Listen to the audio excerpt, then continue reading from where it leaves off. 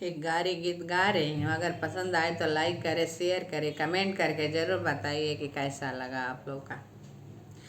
जब राजा रामचंद्र के सीता भुलाइले हो, जब राजा रामचंद्र के सीता भुलाइले हो, अब खोजले गलियान गलियान, हाय सीताराम से बने अब खोजले गलियान गलियान, हाय सीताराम से बने।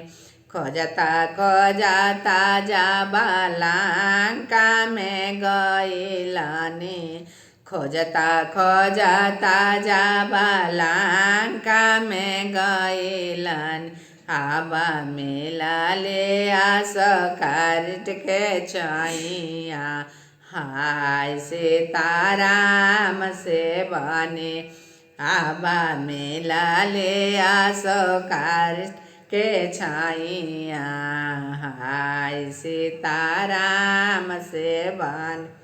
यही हो कवना समधि के समाधिन बोला आइली हो, यही हो कवना समधि के बहिना भोलाइले, अब खोजले गलियान गलियान, हाय सीताराम से बने।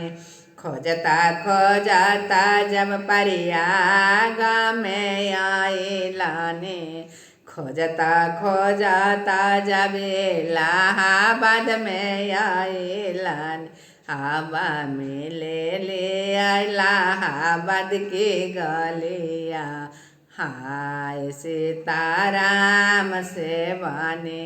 अब मिले हैं इलाहाबाद के गलिए, हाय सीताराम से बने।